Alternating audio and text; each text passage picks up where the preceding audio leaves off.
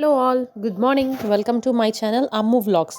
ఈరోజు చూపిస్తున్న recipe mushroom dum biryani. So నేను ఒక హాఫ్ అన్ అవర్ ముందే బాస్మతి రైస్ అనేది నానబెట్టుకున్నానండి. అది కడిగి వాటర్ వేసి నానబెట్టిన టైంలో నేను కుక్కర్లో వాటర్ పెట్టి సాల్ట్ వేసి బిర్యానీ సామాన్లు అన్నీ కూడా వేసి నీరుని బాగా మరుగొచ్చేటట్టు చేశాను. నీళ్ళు ఎంత బాగా మరుగొస్తే మనం రైస్ వేసినప్పుడు అవి అంత త్వరగా పైకి తేలుతాయి అనమాట. వాటర్ బాగా బాయిల్ చేయాలి. బాయిల్ చేస్తే రైస్ త్వరగా కూడా మనకు ఉడుకుతుంది. రైస్ని పూర్తిగా ఉడికించకూడదు, 70-80% ఉడికితే మనకు చాలు. నేను ముందు రోజు నైటే మష్రూమ్ని మ్యారినేట్ చేసి పెట్టుకున్నాను. Mushroom, green peas, sweet corn, ఈ 3 మాత్రమే నేను యూజ్ చేశాను.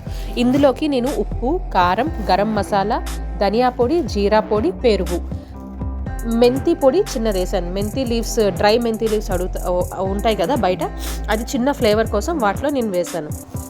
పెరుగు ఎక్కువ వేస్తే మనకి ఆ పెరుగు ద్వారా ఉన్న హ్యూమిడిటీకి ఇవి దమ్లో బాగా కూడా మనకి ఉడుకుతాయండి. రైస్ కూడాను అలానే మష్రూమ్ అనే కాదు, చికెన్ అయినా మటన్ అయినా ఏదైనా సరే ఆ పెరుగుకున్న మాయిశ్చర్ ద్వారానే మనకి బాగా కూడా అది దమ్ అనేది అవుతుంది. సో పెరుగు అనేది కొంచెం ఎక్కువ వేసుకోండి, మరీ జారుగా వద్దు, కరెక్ట్గా కన్సిస్టెన్సీ వచ్చేటట్టు వేసుకుంటే చాలు. ఆ కన్సిస్టెన్సీ ఎలా ఉండాలని నేను మీకు ఈ వీడియోలో చూపిస్తాను. నేను ముందు రోజు నైటే పుదీనా, కొత్తిమీర కూడా వలిచేసి పెట్టుకున్నాను. ఆ ఆనియన్స్ కూడా బాగా డీప్ ఫ్రై చేసి పెట్టుకున్నాను. ఎందుకంటే నేను ఇది ఎర్లీ మార్నింగ్ లంచ్ బాక్స్కి ప్రిపేర్ చేస్తున్నాను. ఇది పెట్టుకున్నప్పుడు మనం పక్కన వేరే వంటలు ఏవి పెట్టుకోవద్దు, కరెక్ట్గా దీని మీదే కాన్సన్ట్రేట్ చేయాలి. ఎందుకంటే 10 మినిట్స్ 15 మినిట్స్ ఇలా టైం ల్యాప్స్ అనేది ఉంటుంది ఇది ప్రిపేర్ చేసేటప్పుడు. సో ఇదొక్క పని మాత్రమే పెట్టుకున్నాను నేను. ముందు రోజే నైట్ అన్నీ ప్రిపేర్ చేసి పెట్టుకుంటే మనకి లంచ్ బాక్స్ కట్టడానికి ఇది ఈజీ అయిపోతుందండి. చికెన్ అయినా మటన్ అయినా అంతే. జనరల్గా మష్రూమ్కి ముందు రోజు మ్యారినేషన్ అక్కర్లేదు, అదొక 1 అవర్ మ్యారినేట్ అయినా చాలు, త్వరగా ఉడికిపోతుంది మష్రూమ్. బట్ నాకు అర్లీ మార్నింగ్ రెసిపీ కాబట్టి నేను ముందు రోజు రాత్రి అవి మ్యారినేట్ చేసి ఫ్రిడ్జ్లో పెట్టేశాను. నేను ఇక్కడ మూత పెట్టాను చూసారా కుక్కర్కి, దానివల్ల త్వరగా వాటర్ బాయిల్ అవుతుంది. నేను ఇది దమ్ పెట్టడానికి గోధుమ పిండి ముద్ద వాడలేదండి, నేను అల్యూమినియం ఫాయిల్స్ పెట్టి దమ్ చేశాను.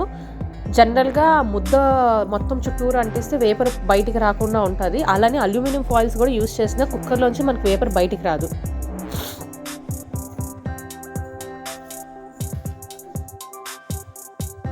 మనకి ఆ గరం మసాలా సామాన్లు ఉన్నాయి కదా, అవి వాటర్తో బాయిల్ అయ్యేటప్పుడు చాలా మంచి అరోమా వస్తుందండి. అదే మనకి ఆ రైస్కి పడుతుంది అనమాట. నేను బాగా బాయిల్ అయ్యాక రైస్ అందులోకి వేసేసాను. అదిగో చూసారా, ముందు రోజు నైట్ నేను మ్యారినేట్ చేసి పెట్టుకున్న మష్రూమ్ స్టఫ్ అదంతా, కొత్తిమీర, పుదీనా,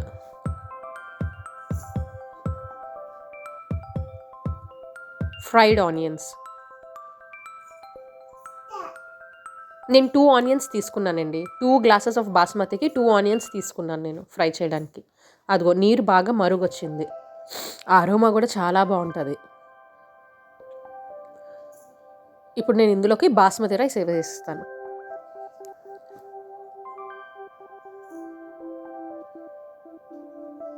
రైస్ని పూర్తిగా మెత్తగా ఉడకబెట్టద్దండి.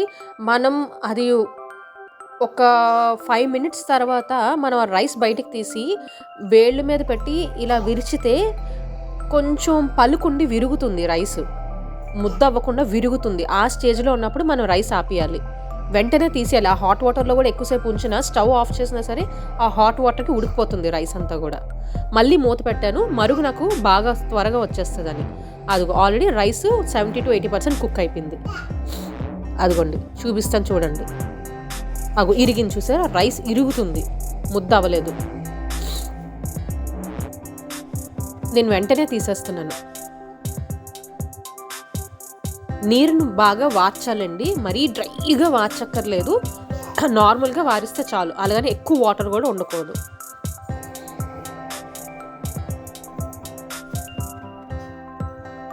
బిర్యానీ సామాన్లతో పాటు వాటిని వార్చాలి మనం.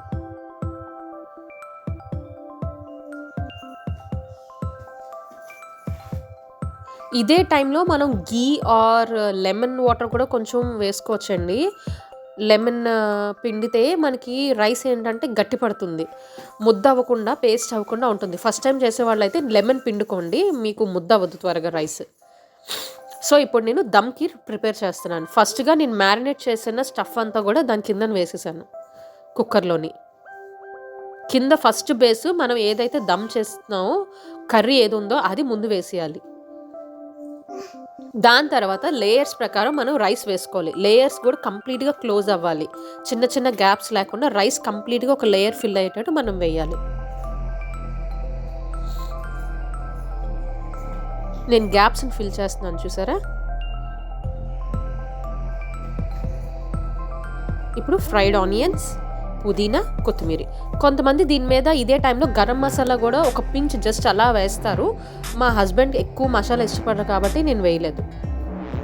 ఇదే టైంలో మీరు చిన్న గీ అండ్ గరం మసాలా కూడా అలాగా స్ప్రింకిల్ చేసుకుంటే బాగానే ఉంటుంది. మళ్ళీ సెకండ్ లేయర్ వేస్తున్నాను. గ్యాప్స్ని ఫిల్ చేస్తున్నాను. మళ్ళీ సేమ్ ప్రాసెస్ అండి. ఆనియన్స్, ఆ లీవ్స్.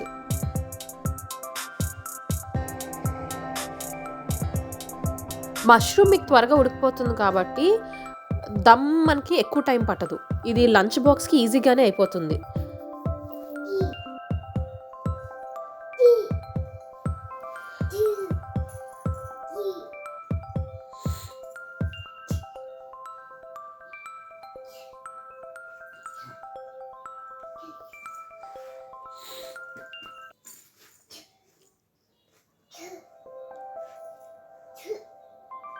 ఇవే మెయిన్ సీక్రెట్ అండి. దమ్ బిర్యానీ స్మెల్ కానీ ఫ్లేవర్ కానీ ఆ టేస్ట్ అనేది ఈ 2 వాటర్స్ ద్వారా వస్తుంది. ఒకటి రోజ్ వాటర్, చూసారు కదా 1 కప్ వేసాను.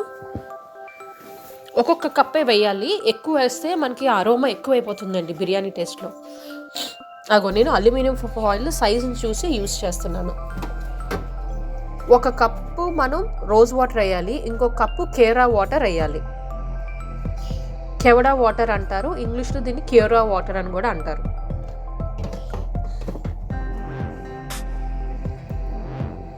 సో నేను అల్యూమినియం ఫాయిల్ 3 to 4 లేయర్స్ వేసాను. ఇంకా ఈ లేయర్స్ వేసాక మనకి చపాతీ పిండి అక్కర్లేదు. మనకి కుక్కర్ మూత కరెక్ట్గా ఫిట్ అయ్యేంత వరకు కూడా మనం ఆ లేయర్స్ అనేవి వేసుకోవచ్చండి. మనకి ఇన్స్టెంట్గా ప్రిపేర్ చేసేటప్పుడు డఫ్ లేదు అని అనుకున్నప్పుడు, గోధుమ పిండి లేదు చేయడానికి అవ్వలేదు అనుకున్నప్పుడు ఇలా చేసుకుంటే చాలా ఈజీగా అయిపోతుంది.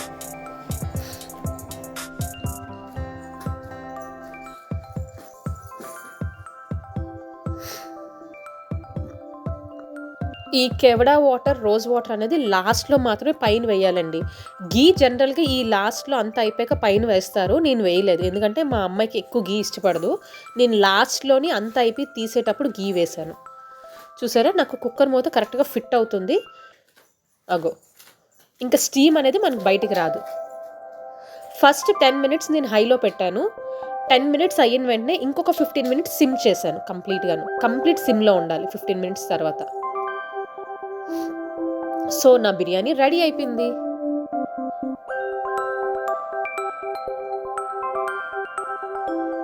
ఆ ఫాయిల్స్ తీస్తుంటే మనకు ఆ అరోమా ఎంత బాగా వస్తుందో. ఏదైనా బిర్యానీ అనేది ఒక ఫీలింగ్ ఏంటి. హైదరాబాద్ వాళ్ళకైతే ఇంకాను చికెన్ దమ్ బిర్యానీ కానీ ఈ దమ్లోనే ఉంది అంతాను.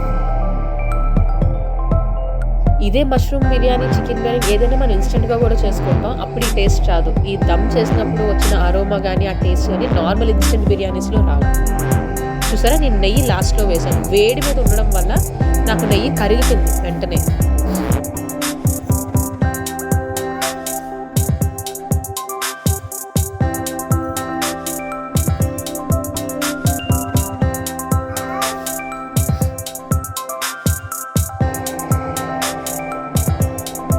నేను పైన స్ప్రెడ్ చేసుకున్నాను నెయ్యి అంతా. ఇప్పుడు ఇంకొకటి అండి, దమ్లో మెయిన్గా బాస్మతి యూజ్ చేసినప్పుడు రైస్ తీసేటప్పుడు కింద నుంచి తీయాలండి, పై నుంచి తీయకూడదు, లేదా మధ్యలోంచి తీయకూడదు. రైస్ అంతా కూడా ముక్కలైపోతుంది మనకి. చూసారా, నేను అంతా కింద నుంచే లాగుతున్నాను. సో దాన్ని బట్టి కిందనున్న కర్రీ మనకి పైకి లేస్తుంది, మొత్తం రైస్ అంతా కూడా ఆ ఫ్లేవర్ వస్తుంది.